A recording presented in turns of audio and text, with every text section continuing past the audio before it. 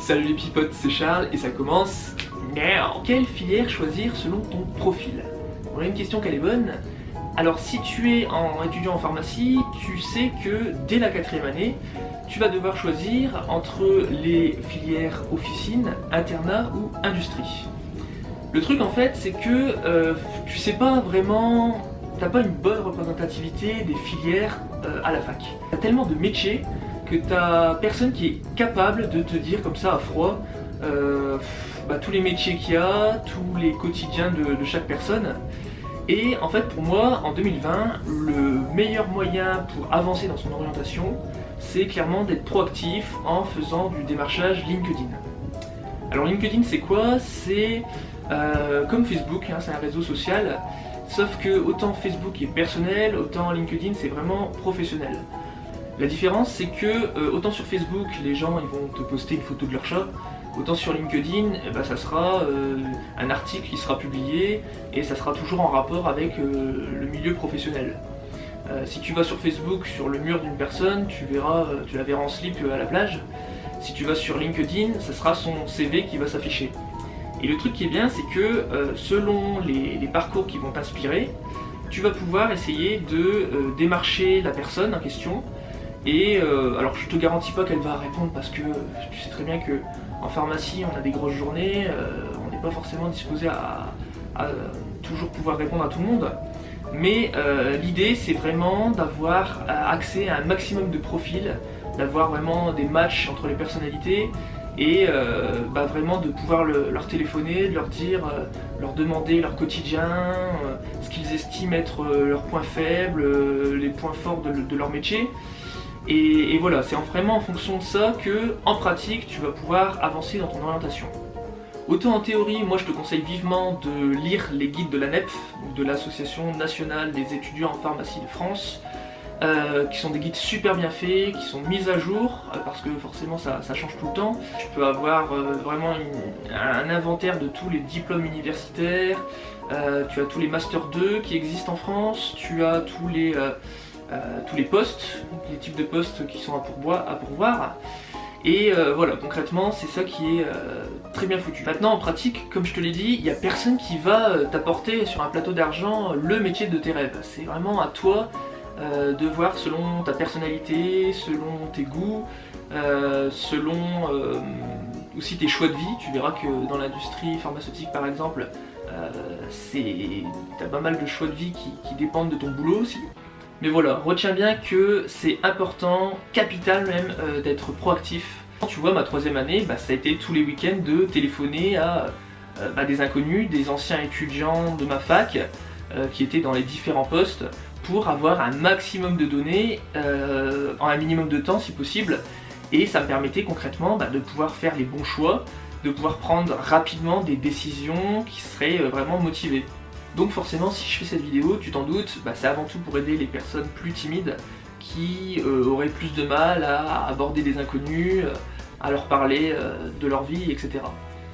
Concrètement, le but de cette vidéo en fait, c'est de faire la première étape de ton orientation en dégageant 3 profils types selon les filières. L'idée c'est de créer un monsieur internat, une madame officine et une madame industrie, tu vois. Alors je sais que ce que je vais te dire, il faut vraiment le prendre aussi avec des pincettes, parce qu'il y a toujours une part de subjectivité. Moi je me base sur tous les témoignages que j'ai déjà entendus, sur les stages que j'ai pu faire, sur les personnalités de mes amis dans les différentes filières.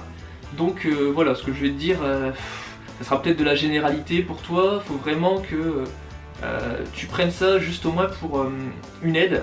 Et de te dire, en fonction de ces données, à première vue, je suis plus fait pour officine, je suis plus fait pour industrie. Alors déjà, on va commencer par Monsieur Officine. Monsieur Officine, quand tu prends sa balance théorie-pratique, en gros, elle est assez équilibrée. On va dire qu'il est performant qu'à 50% parce que, en fait, lui, ce qu'il sait, c'est tout ce que le patient n'a pas besoin, tu vois. En fait, le patient, tu vois, il s'en fout de savoir que dans son médicament, il y a de l'acide acétique salicylique, qu'il y a tel groupement électrophile, tel groupement nucléophile, ça va agir sur tel récepteur, ça va provoquer telle cascade de réactions. Ça, tu vois, il veut juste avoir son médicament avec des conseils simples dans son quotidien pour l'aider. Et donc en fait, les 50% restants, c'est Monsieur Officine, il va les acquérir sur le terrain en manipulant les boîtes de médicaments et avec l'expérience, il va savoir que pour tel médicament, c'est tel conseil. Donc voilà, c'est pour ça que je dis qu'il y a à peu près 50% théorie, 50% pratique. Alors au niveau de la personnalité type, moi quand je me base sur tous les gens que je connais, ce sont des gens qui sont très ouverts, qui sont assez chill en fait, ils sont assez sociables, c'est le profil qui s'adapte un peu à toutes les personnalités. C'est des gens qui forcément aiment le contact, parce que ça va être la profession qui sera vraiment en première ligne face aux patients. Ça va être des gens qui aiment vraiment avoir un rythme posé dans la vie, tu vois. Ils s'imaginent déjà papa-maman avec les horaires fixes et puis pouvoir conduire, ramener les enfants à l'école, tu vois ce que je veux dire. Quand tu regardes les CV, il n'y a pas non plus énormément de surprises entre deux profils. Tous les CV sont à peu près ressemblants parce que tout simplement on leur demande simplement d'avoir un doctorat pour avoir le poste. Il n'y a pas besoin d'avoir 36 000 expériences à côté en parallèle. Concrètement, ce qui va être pareil, ça sera les tâches, il n'y a pas grande surprise, tu vas les découvrir dès tes premiers stages. Ce qui va faire beaucoup la différence par contre, et ce qui va vraiment faire que tu vas au boulot en souriant ou en traînant des pieds, c'est 3 facteurs que je t'ai relevés et que je vais t'expliquer tout de suite. Premièrement, tu as ce qu'on ignore le plus, mais ce qui est vraiment capital, c'est l'ambiance d'équipe. Tu vas le voir quand tu tourneras dans différentes officines, c'est ça qui fait tout. Et faut savoir que comme l'officine, on est vraiment les uns sur les autres, tout le monde voit un peu comment chacun travaille. Et ça peut être un climat qui est soit propice à la médisance, et donc dans ce cas là c'est un climat plutôt malsain, avec les potins et tout, et moi c'est vraiment pas quelque chose que j'aime. Ou soit un climat au contraire où ça rapproche et c'est plus facile pour déconner, etc. Deuxièmement, ça va être la localisation de l'officine. Selon si elle se situe à la ville ou à la campagne, tu vas vraiment avoir des ambiances qui peuvent être totalement différentes. C'est pour ça que moi je te conseille durant tes stages de profiter de tes études pour un peu voir du pays, voir les différentes politiques de groupe, etc. Quand tu vas à la ville, clairement tu as un bassin de population à servir. Alors évidemment tu prends toujours le temps de les servir, tu vas pas bâcler le travail, mais il y a quand même faut être efficace. Et puis en plus, il faut se dire que comme il y a beaucoup de gens à servir, on investit plus facilement dans tout ce qui est automate, donc voilà, tout ce qui est grosses machines qui coûtent bien cher et qu'il faut rentabiliser parce que il n'y a pas, faut faire du chiffre. Donc ça sera peut-être plus stressant. À prendre en compte aussi que il y a toujours une concurrence aussi entre les pharmacies. C'est pour ça que les pharmacies ont décidé de se regrouper en ce qu'on appelle des groupements finalement, et du coup c'est un peu comme une alliance entre les officines, parce que à côté de ça tu peux avoir des officines qui deviennent tellement importantes que ça relève plus du supermarché que de l'officine. À côté de ça tu as l'officine de campagne. Alors ça c'est quand même différent, on fait beaucoup plus de communication on va dire, parce que en général c'est des familles que tu connais, qui te connaissent, c'est des personnes âgées qui peuvent être seules. Et voilà, faut bien se dire que la campagne, moi je suis un campagnard donc on n'a plus de commerce, on n'a plus d'école quasiment maintenant, on n'a plus d'église, mais on a l'officine, tu vois. Donc c'est vraiment super important pour certains et je veux pas dire que c'est le bistrot du village, hein, mais voilà, il y a vraiment cet aspect à pas déconsidérer on va dire. Et puis voilà, après il y a quand même une ambiance qui est très sympa, hein. Moi j'ai garde des super souvenirs de stage à la campagne. T'as des petites papilles, des petites mamies adorables qui peuvent te conduire le petit déj, des trucs comme ça.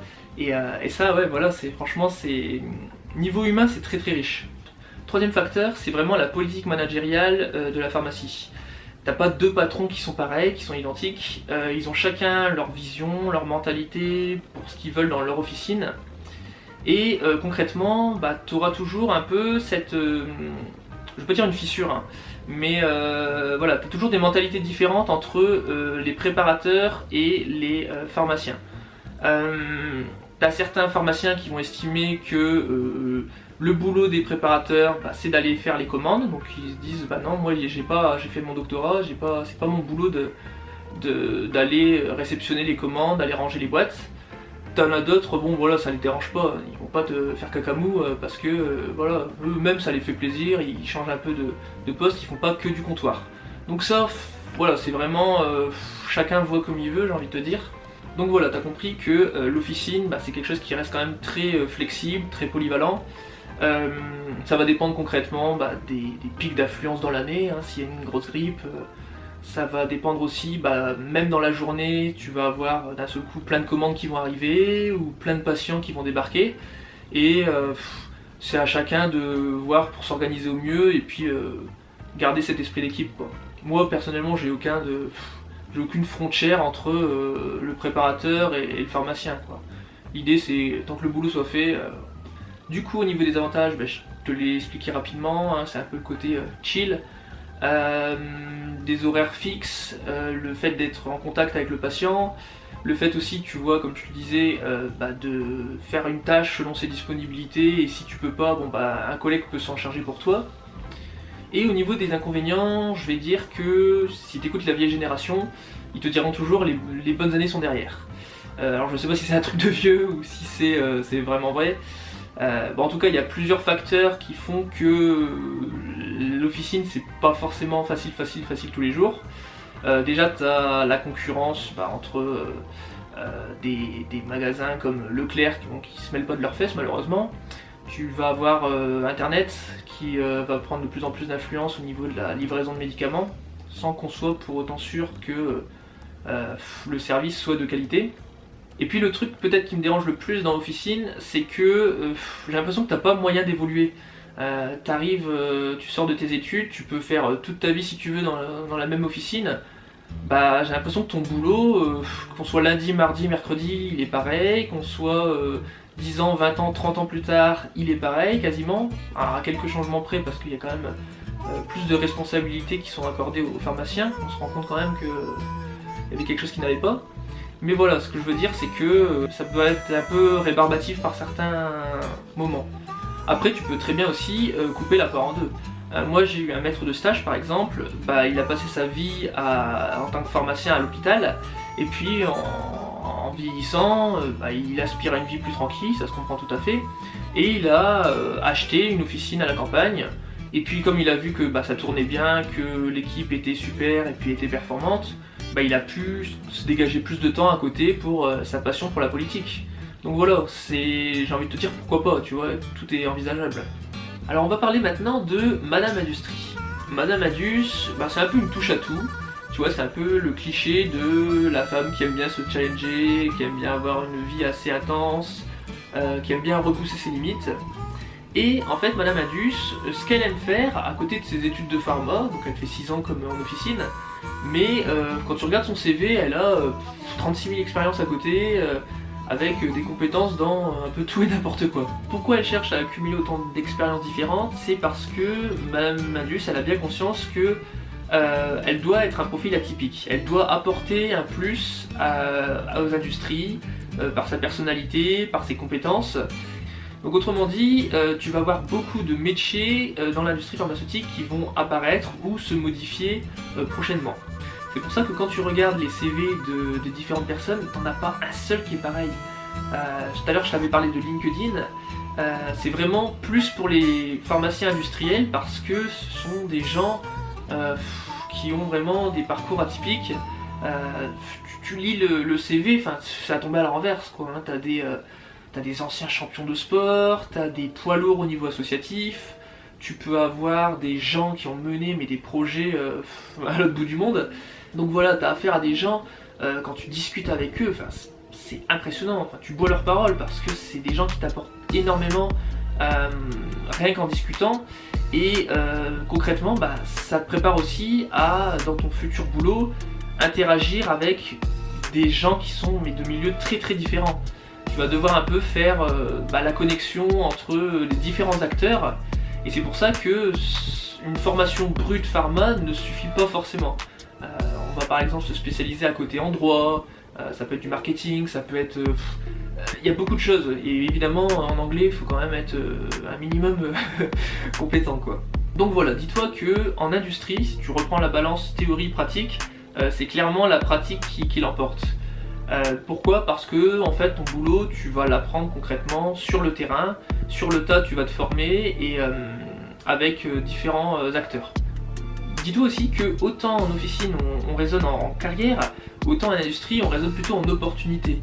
Par exemple, tu peux très bien être à Tombouctou le lundi, on va te dire voilà je te propose telle mission, tu auras tel projet, tu travailleras avec telle personne sur telle pathologie et tu dois être à New York le mercredi. Et bah voilà, donc c'est ce qui se passe. Donc c'est vraiment une vie à 200 à l'heure et j'ai envie de te dire, l'industrie ça peut être un peu comme les chaises musicales, hein. Si tu veux, tu peux changer de poste tous les 2, 3, 5 ans. Donc voilà, concrètement, c'est ce qu'il faut retenir de l'industrie. Tu as surtout pas mal de possibilités d'évolution. Au niveau avantage, t'as pas un seul jour qui ressemble à un autre. Tu peux pas décrire comme ça à froid ta routine. Concrètement, en fait, c'est un milieu où tu es appelé à sans arrêt te surpasser, être meilleur que la veille. Hein. Petit à petit, tu acquiers des compétences toujours différentes. En fait, tu n'es jamais dans ta zone de confort. Tu es toujours en train de devoir te surpasser. Et à côté de ça, tu as aussi des inconvénients, parce que même si certains projets sont vachement intéressants, tu te dois de conserver toujours des grosses capacités de travail et puis aussi garder une bonne forme parce que des fois tu peux être amené à courir partout et il faut te dire que voilà, des fois tu vis dans l'instant présent parce que tu as des journées qui sont un peu à rallonge et faut te dire que c'est un monde où voilà, rien n'est gagné. Voilà pour la présentation grosso modo des filières officine et industrie. Et puis quant à moi, je te retrouve très bientôt dans une prochaine vidéo qui sera spécialement dédiée à la filière internat. Tu verras que la balance dans cette filière-là penche plutôt vers la théorie, avec le passage, entre autres, d'un cours supplémentaire. En attendant, prends soin de toi et je te dis à très bientôt. Salut!